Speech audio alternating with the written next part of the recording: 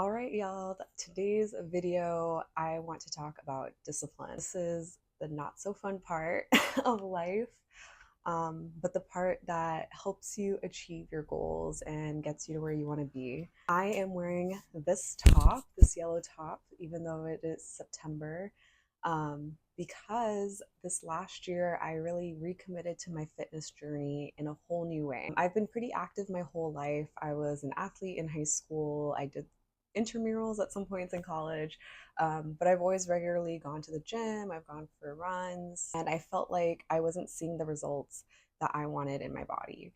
Entering in the new year, I was really excited to commit to my fitness journey. And obviously, like most goals, it required a lot of work, but also a lot of unlearning and a lot of building habits. So I start with fitness, but really this is going to apply to different areas of life. So today I wanted to focus on fitness, travel, and relationships because those are the three areas in which I feel like I have grown significantly in 2024.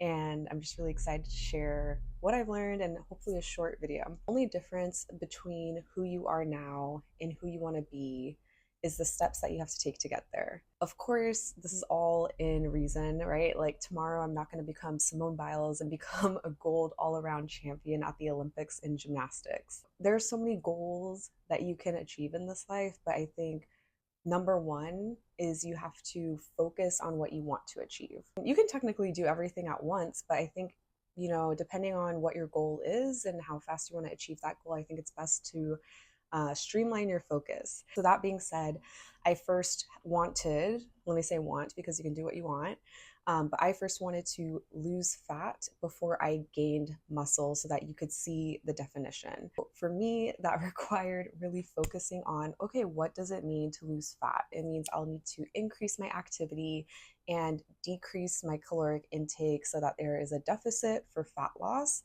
And also within my meals, making sure that I'm eating holistically, right? So I was someone who was eating so much peanut butter. I love peanut butter. And in my head, I was thinking, oh, peanut butter is so much protein. And there is so much fat in peanut butter. So even just, decreasing from, I don't even know how much peanut butter I was eating to like 2 tablespoons per day, like the recommended amount, that had a significant influence on my body and the goals that I was able to achieve in my weight loss. So I just want to put my comparison photos here because I'm very, very proud of how my body has changed over the last year. I put in a ton of work. I love getting my workouts out of the way in the morning typically. So I would wake up at 6 a.m. and, do whatever it was I was doing. I would be sprinting, I would be doing weightlifting, I would be doing maybe just a general run. But getting into the habit of getting up early and committing to those actions, the actions over time create the results. I was working with my friend's partner who has a background in, how do you say, muscle building? Bodybuilding. There you go. He has a background in bodybuilding. So I remember he was telling me, before we do anything, you need to start tracking your food and see what you're intaking. So I was really annoyed because I'm over here like, I just want to lose fat. Like, I just want to work out. Like, tell me what I need to do. And he's like, no, we need to make sure you have a healthy relationship with food first. And then we focus on the workout. And then we focus then once everything kind of, you have built these habits, then you can create a deficit for a specific period of time in order to achieve your goal.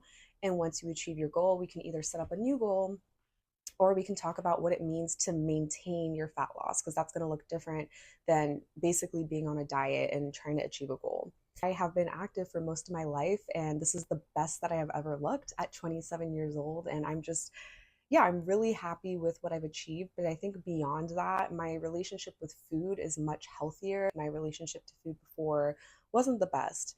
And now I feel very confident because I'm tracking my food and because like there's data to back this up that I am eating well, that I am eating to nourish my body.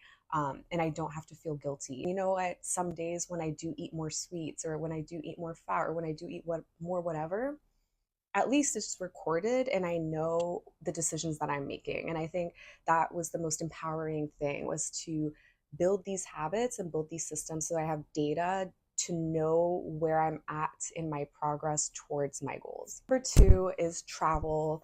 My travel content on TikTok is really picking up, specifically my travel on Japan. So I went to Japan on a solo trip in June for my 27th birthday, and I went alone.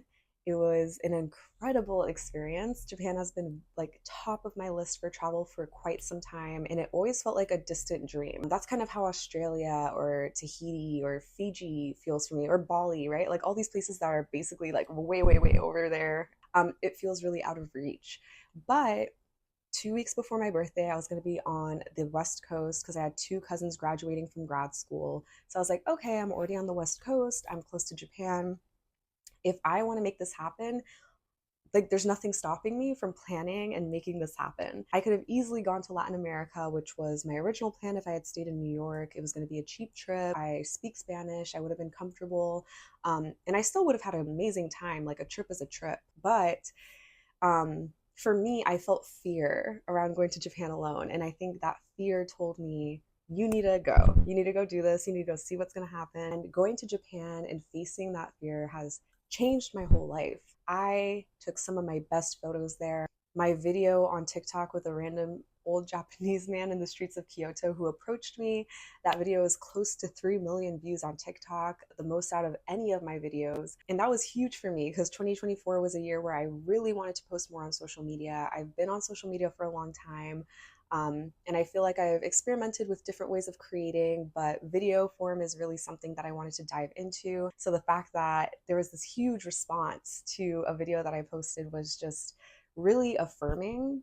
And the fact that it came from my solo trip was also very affirming. I would not have gotten that content had I not invested time in planning for an incredible trip for myself, giving myself the free time to allow someone to approach me and have a conversation. I live in New York City, so if someone randomly approached me on the street like that, chances of me stopping and giving them the time of day are honestly slim to none, especially if they're a man. So for me to be in Kyoto and to be open, that required planning. I think, planning a solo trip and my travel to Japan, those are definitely other videos, but what I will say about solo travel is that it does require planning. You can do whatever you want, and that's the best part about it, but you have to make sure, like, what do you want to see? When are you going to see them? If you want to see 3 different sites and they're on 3 different parts of the city, you need to plan that so you can ensure that you can see all of them in your trip.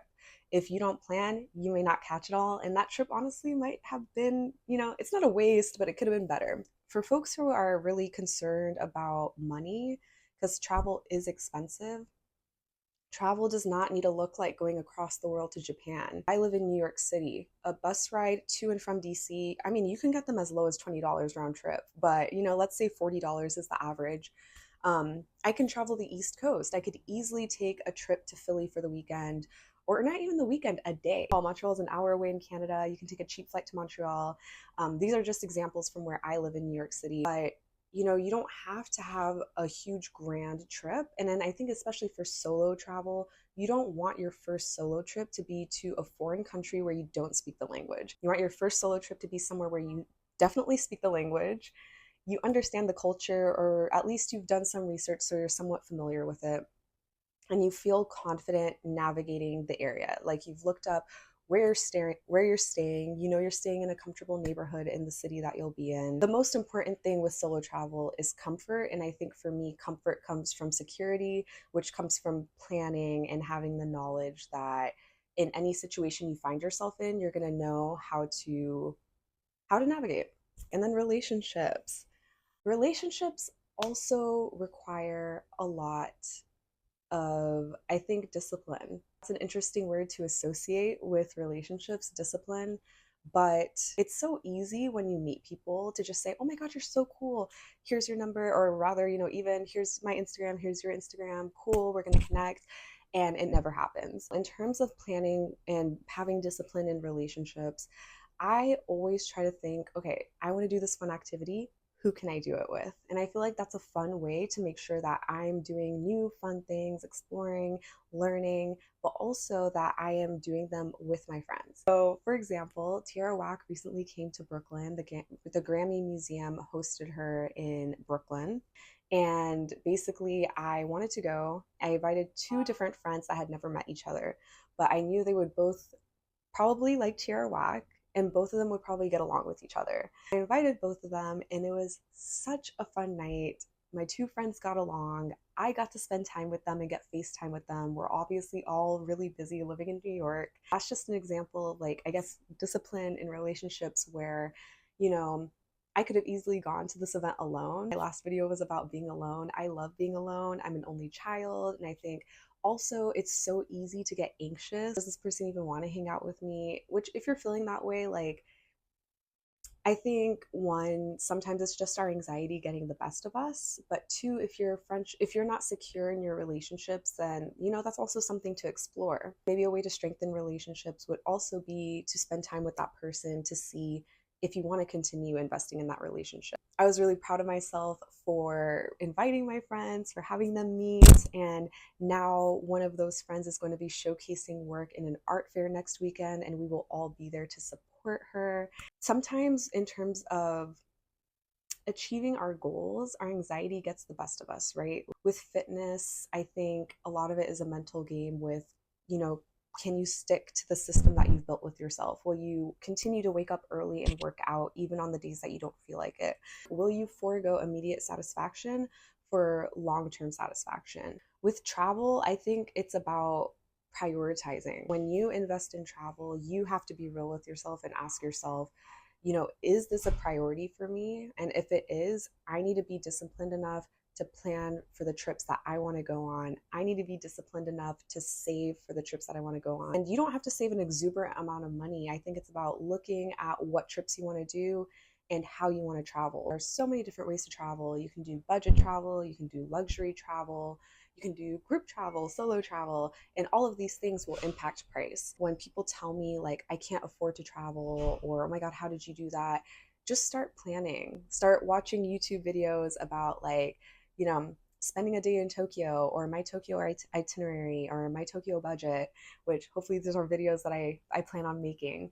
Watching videos like that to help you plan your trip that's the discipline, like that's the work, and the benefit and the gain is a new experience in a new place. And then with relationships, discipline is showing up even when you don't want to show up, showing up even when sometimes you feel like being alone, but it's like maybe you spent 3 days alone, it's about time you saw someone. Or the discipline where it's like, I know my anxiety can sometimes get the best of me and I'm not going to reach out to people, and telling myself, like, okay, if I have some social anxiety about reaching out to people, at least I can commit to reaching out to 3 people per week. Or if 3 people is too much, one new person per week to say, hey, you're a cool person. I really want to grow our relationship.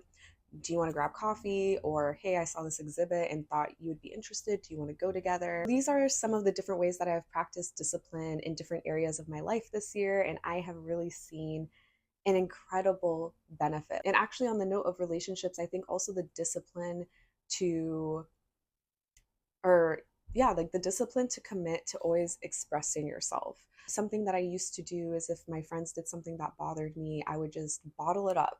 I don't think it was necessarily conscious either, but something happens and then you kind of brush it off, and then something else happens, and all of a sudden it's a big build up. And something that I've gotten in the habit in is when something bothers me, I don't care how little, I don't care how menial it feels, which, let's talk about self talk and how that plays into how you can minimize your emotions. But no matter how big or small the issue is, if I feel some type of way, I've been reaching out to my friends more and saying, like, hey, can we just quickly talk about this? I'm forcing myself to use more definitive language and to kind of like basically just stand on business and be like, look, you said or did this and that made me feel this type of way. Or, hey, this dynamic has been developing. I don't like it. Even though it feels I don't know if intimidating is the right word. It feels vulnerable, right? Vulnerability is hard, but vulnerability is what strengthens relationships. Vulnerability is what allows you to learn more about yourself. And vulnerability is also what allows other people to express themselves. And that's just a beautiful thing about relationships. It's all about learning about yourself, others learning about themselves, and creating memories and hopefully growing together. Hope this video was cohesive.